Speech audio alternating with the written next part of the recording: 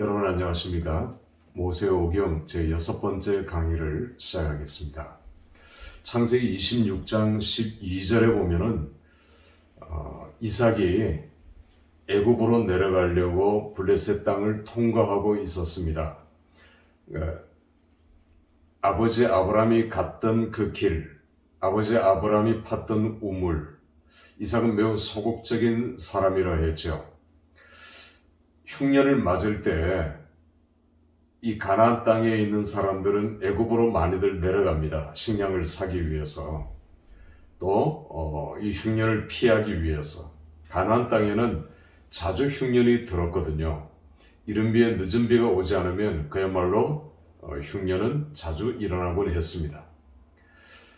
이삭이 하나님의 언약의 땅, 그 언약의 땅을 떠나서 그라를 통과해서 블레셋 땅이죠. 애굽으로 내려가려고 하던 그때 하나님께서 이삭에게 나타나셨습니다. 그리고 씨와 땅 얘기, 씨와 땅의 언약을 하셨죠. 하나님께서는 아브라함과도 언약을 체결했지만 이삭과도 언약을 체결하고 야곱과도 언약을 체결합니다. 이걸 족장 언약이라고 얘기합니다.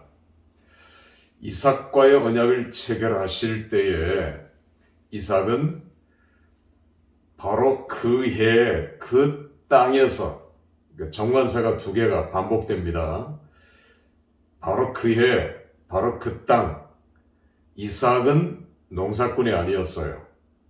그런데 초보, 여러분 농사 짓는 것이 쉬운 일은 결코 아니지 않습니까? 더군다나 이 2,000명의 부족이 먹을 그 양식은 더군다나 양식이 없어서 애굽으로 내려가는데 하나님께서 거기서 양식을 준다. 이건 뭐 보통 일이 아니잖아요. 그런데 바로 그 해, 바로 그 땅에서 소출의 100배를 얻었다는 것입니다. 엄청난 양을 하나님 주셨죠. 표적이죠, 표적. 그리고 씨와 땅에 대한 약속을 다시 이삭과 하십니다. 또 하나의 표적은 물이에요, 물. 물이 없지 않습니까?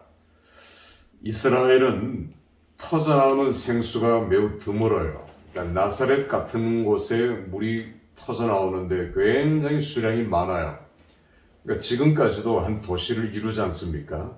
나사렛이 산 위에 있는 도시인데도 산 위에서 물이 터져나오니까 큰 도시를 이루고 여리고는 말할 필요도 없지요. 그만큼 우물이 중요한 겁니다. 그런데 이삭은 매우 소극적인 사람이어서 아버지 아브라함이 팠던 그 우물, 고자리 파고 또 파고 아버지가 팠던 곳만 파는데 팔 때마다 물이 터지는 거예요. 그러니까 아버지가 팠을 때는 터지지 않았을 그 우물이 안 터졌는데 이삭은 팔 때마다 물이 터지는 겁니다. 놀라운 일이죠. 이건 뭐 불가능한 일입니다. 이걸 보고 블레셋은 계속 우물을 팔 때마다 쫓아가서 묻어버렸거든요. 힘으로. 또 묻어버리고 이 몽리를 부리는 겁니다. 그러다가 엎드려졌어요. 왜? 네 뒤에는 여호와 하나님이 계신 걸 우리가 봤다. 우리가 체험했다. 너 건드렸다가는 우리 큰일 나겠다. 너와 우리가 언약을 체결하자. 언약은 약자가 강자한테 요구하는 겁니다. 우리가 하나님과 언약을 체결하잖아요. 한미 상호 방위 조약, 우리가 미국과 언약을 체결하자. 그래야 우리가 어려울 때 미국이 우리를 돕죠. 언약은 약한 자가 강한 자에게 요구하는 겁니다. 그런데 이 강한 블레셋은 제국이에요, 제국. 이삭은 족장이고요. 언약을 체결하자는 겁니다. 왜? 널 건드렸다가는 우리가 다 죽게 생겼다. 제발 언약을 좀 체결해다오. 언약을 체결하자. 이렇게 해서 이삭은 언약을 체결하게 되는 겁니다. 하나님이 보여주신 표적이죠. 자, 그 이삭의 얘기는 딸랑 2장이에요. 2장. 창세기 전체에서 제일 장수가 적습니다. 이삭은 그만큼 문제도 없었겠지만 행한 사역도 별것 없어요. 하나님 나라의 족적이 그만큼 미미했던 거죠. 야곱은 우리가 성화로 일컫습니다. 성화하게 되면 야곱이에요. 얻어맞으면서 성화되죠. 얻어맞으면서 거룩해지고 얻어맞으면서 하나님을 닮아가는. 그래서 야곱이라는 인물은 발 뒤꿈치를 잡는 자 혹은 하나님을 이긴 자 아닙니까? 네, 하나님께서 이름을 바꿔주셨죠. 이스라엘로. 엘을 이스라엘 이겼다. 야복강가의 야곱이 하나님과의 그 씨름, 천사는 하나님을 가리키는 겁니다. 환도뼈를 얻어맞으면서도 환도뼈를 치면은 이게 질질 끌려요. 서질 못해요. 우리 몸에 상부를 지탱하는 뼈거든요. 야곱은 평생 절었을 겁니다. 평생 절었죠. 그러면서도 야곱은 놓을 수 없었어요. 하나님, 저희가 놓으면 죽습니다. 하나님, 저희가 놓을 수 없습니다. 하나님, 살려주세요. 제발 하나님 살려주세요. 이게 하나님을 이긴 거예요. 이게 하나님을 이긴 기도입니다. 야곱의 불태진의 기도, 야복강의 배수의 진을 친 기도죠. 건너편에는 형 에서가 몽치를 들고 400명의 사병을 거느리고 야곱을 쳐 죽이겠다고 지금 버티고 기다리고 있는데, 야곱은 첫 번째 때, 두 번째, 세 번째, 네 번째를 다 보내고 홀로 하나님 앞에 서고 하나님을 만나는 거죠. 때로는 우리에게 야곱의 불태진의 기도가 필요합니다. 죽어도 하나님, 저 이거 못 넣습니다. 저 이거 못 넣습니다. 조금 다른 얘기이긴 하지만 제가 생각이 나서, 우리가 기도원에 가서 부도 직전에 혹은 내가 병을 앓아서 저는 그 암 사기 진단을 받고 하나님 저를 살려주셨어요. 그런 경우가 되면은 생명 걸고 부르짖을 겁니다. 하나님, 지금 안 살려주시면 저 이거 못 넣습니다. 저 죽을 때까지 기도할 겁니다. 하나님 살려주세요. 야곱의 그 기도를 하나님이 들어주신 거죠. 그리고 야곱을 살려주신 것입니다. 야곱의 12아들 이삭을 통해서는 하나님 나라 이삭 하나잖아요. 아브라함도 하나입니다. 야곱에 와서 12지파, 12공동체, 12아들, 이게 완성된 거죠. 하나님 나라가 완성된 거예요. 이 하나님 나라의 완성. 그러나 야곱은 4명의 아내에게서 끊임없는 그 질투, 시기, 그 자식들 간의 알력, 이런 것들로 점철되었지요. 특히 요셉을 죽이겠다고 요셉 창세기 49장을 보면은 예언을 할 때, 이 창세기의 예언은, 야곱의 예언은 그 구속사적 예언입니다. 그래서 유다가 왕의 홀, 장자 지파가 될 것을 예언하고, 단 지파가 뱀의 첩경, 그러니까 우상 숭배할 것을 예언하죠. 호흡을 고르면서. 내 이기적인 것이, 인간적인 것이 들어가면 안 되니까 하나님의 음성을 기다리며 다시 마음을 가다듬고, 거친 호흡을 가다듬고, 죽기 전에 호흡이 막 이렇게 거칠잖아요. 유언을 이제 하는 거예요. 구속사적인 유언입니다. 그런데 요셉에 대해서는 요셉이 두 분깃을 얻고요. 요셉의 정수리 이렇게 예언합니다. 정수리는 나지르예요. 나지르. 히브리어 나지르. 이 나지르는 나시린의 이제 그 어원입니다. 다시 말해서 요셉은 나시린이라는 거예요. 그러니까 색채 옷을 입히고, 색동 옷을 입히고, 야곱이 요셉을 특별 대우한 것은 하나님 앞에 나시린으로 바쳐졌다는 의미입니다. 그러니 형들은 시기하고 질투하면서, 하나님, 우리가 이 요셉을 이렇게 죽이겠습니다. 하나님이 어떻게 살리시나 보겠습니다. 과연 하나님이 살리시나 보겠습니다. 하나님이 그렇게 귀여워하시고 이뻐하셨던 그 아들, 우리가 손을 보겠습니다. 이거거든요. 하나님에 대한 원망, 하나님에 대한 대적, 하나님에 대한 불신이 요셉을 죽이는 행동으로 나타난 거거든요. 자, 그런데 우리가 야곱의 12아들 중에서 장자권의 탈락을 보면은 루벤은 탈락했다 했죠. 소모 빌하와 동침하고 그 성격이 물끓듯하고 그런 걸로 장자권 탈락 루벤. 시몬과 레위는 세겜성 사람들을 죽이고 아이들과 부녀자들을 노예로 끌고 오는 거기에 대한 탈락, 그 성격, 그걸로 인해서 장자권 탈락. 장자권은 유다에게로 넷째 아들 넘어가죠. 유다도 실수가 있었지만 그걸 인정하고 회개함으로 유다는 장자권을 다시 회복하게 됩니다. 시므온은 유다가 땅을 분배받고 유다 땅 안에 시므온 땅을 할애해줘요. 시므온의 성격적인 결함을 유다가 알기에 유다는 장자 지파이고 장자권은 내가 장자다 해서 장자가 되는 건 아니에요. 그러니까 장자로서의 행위가 있어야 됩니다. 본을 보여야 되죠. 그래서 유다 지파는 모든 전투에 앞장서잖아요. 그리고 내 땅도 이렇게 내어놓고 시므온한테 주는 겁니다.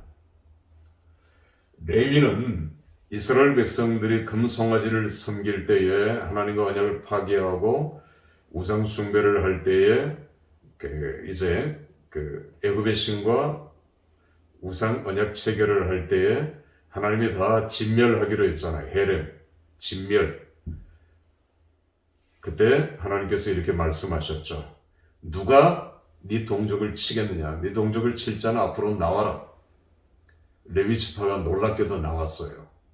그리고 자기 동족 3,000명을 죽이기까지 하나님 앞에 헌신했더라. 헌신의 배는 이거거든요. 헌신하는 겁니다. 내 동족을, 가족을 치기까지 하나님 편에 서는 거죠. 하나님을 위해서 헌신하는 것입니다. 이렇게 해서 레위 지파는 영적인 장자권, 제사장권을 하나님 앞에 받을 수 있었죠. 자, 장자권은 이렇게 되는 것입니다. 그런데 요셉은 두 분깃, 물질적인 세상 세속적인 장자권을 얻었고요. 유다는 구속사적인 장자권, 메시아로 이어지는 장자권을 얻었고요.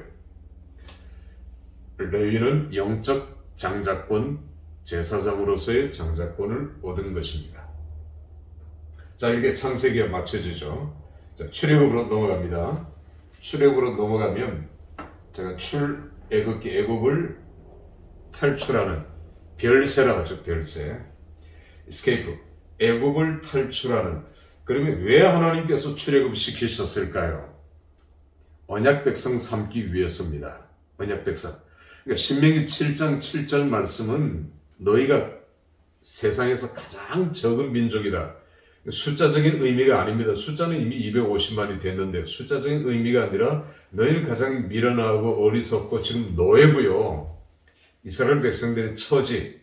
그런데 가장 약한 너희를 언약 백성 삼아서 온 세상에 온 세계에 하나님이 어떤 분이신지 알게 하게 하기 위해서 너희를 출애굽시키겠다는 거죠.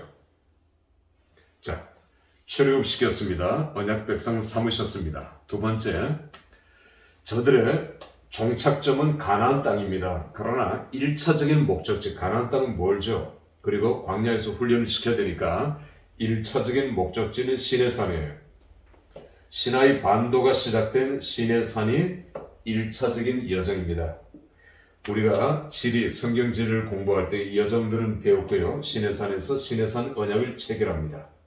그러니까 시내산으로 부르신 목적은 시내산 언약을 체결하기 위해서. 시내산 언약은 출애굽기 19장 1절에서 6절, 출애굽기 24장 1절에서 6절입니다. 시내산 언약의 세 가지 골자는 내 백성, 제사장 나라, 거룩한 백성이에요.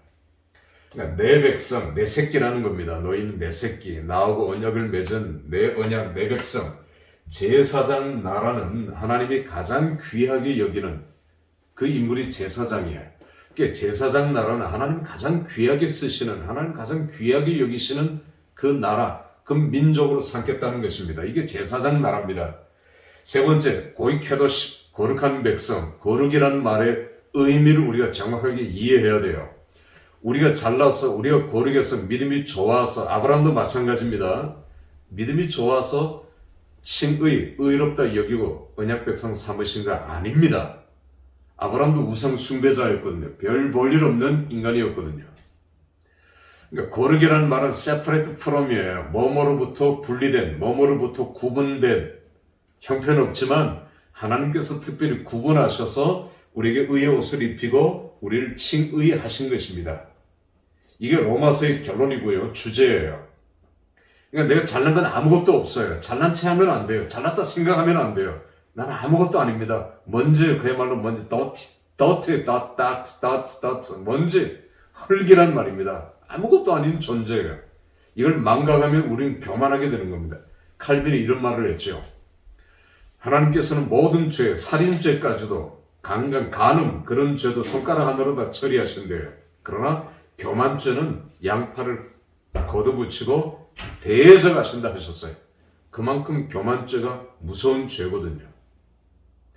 하나님께서 이스라엘 백성들을 언약 백성 삼으시고 언약을 체결하시고 여기서 성막을 만들게 하셨죠. 성막은 언약을 유지 발전시키는 도구입니다. 왜 성막을 만들게 하셨냐? 자, 이렇게 해서 그 거룩한 백성, 이제 시내산 언약의 세계 골자를 우리는 기억해야 돼요. 자, 성막을 한번 볼까요? 성막의 구조. 유다 지파가 여기 섭니다. 유다 지파가 문으로 들어가면 번 제단이 있지요. 제물을 여기서 바치고 제물을 드려요. 그리고 물 두덩이 있고요. 여기를 성소라고 하죠. 혹은 성막이라고 하고요.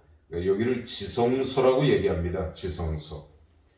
물두멍에 자기 자신을 비춰보죠. 내가 그 당시 거울이 귀하기 때문에 동 자체도 귀하고 동으로 만든 거울이 별로 없기 때문에 물두멍은 거울을 비춰보고 손을 씻고 또 더러운 것도 씻고 여기에 제사를 드렸으니까 피도 튀고 그렇겠죠. 피가 지워지진 않았겠지만 손을 씻는 겁니다. 그리고 지성소로 들어갑니다.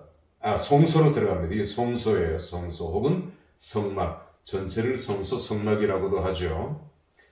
그러면 자 이렇게 나누어져 있죠. 앞에 분향단이 있고요. 여기에 이제 등대, 7등대, 7촛대. 그 다음에 여기 떡상이 있고요. 여기에는 언약궤가 있습니다. 우리가 시온소, 시온좌 이런 표현을 씁니다. 이제 뚜껑, 언약궤 뚜껑이라는 말이죠. 뚜껑. 언약궤, 그리고 언약 뚜껑, 시온소, 시온좌, 시온소와 이렇게 나눠져 있죠. 그 안에는 우리가 알듯이 십계명은 담은 돌 항아리, 그 다음에 이제 돌판 2개, 십계명이 기록된 돌판 하나, 그리고 만나를 담은 돌 항아리, 아론의 쌍난 지팡이 이렇게 3개 그렇게 들어 있습니다. 아론의 쌍난 지팡이는 교회론적으로 따지면 리더십이고요. 만나는 하나님 우리에게 주시는 양식입니다. 양식. 그리고 십계명이 결여된 돌비는 하나님 말씀이겠죠. 물론. 그래서 법궤라는 용어보다 법궤, 언약궤 이런 표현을 써야 되죠. 언약궤. 우리가 율법이라는 말도 율법, 토라, 히브리어 토라를 율법으로 번역했죠. 토라는 하나님의 말씀입니다. 말씀. 혹은 모세 오경을 토라라고 하거든요. 그러나 광의적인 의미에서는 하나님 말씀 전부를 가리키고요. 제일 협의적인 의미에서는 율법, 신명기를 가리킵니다. 신명기. 근데 토라 그냥 그대로 쓰면 좋을 텐데 율법이라고 번역을 해서 우리는 자꾸 부정적인 생각, 또 부정적인 의미를 갖게 돼요. 자, 이렇게 12지파들이 사방으로 도열해 있는 것을 우리가 보게 됩니다. 이게 성소죠. 여기서 하나님께서는 예배하는 훈련들을 계속해서 시키셨습니다. 우리가 다음 강의는 다음 시간에 하도록 하겠습니다. 수고했습니다.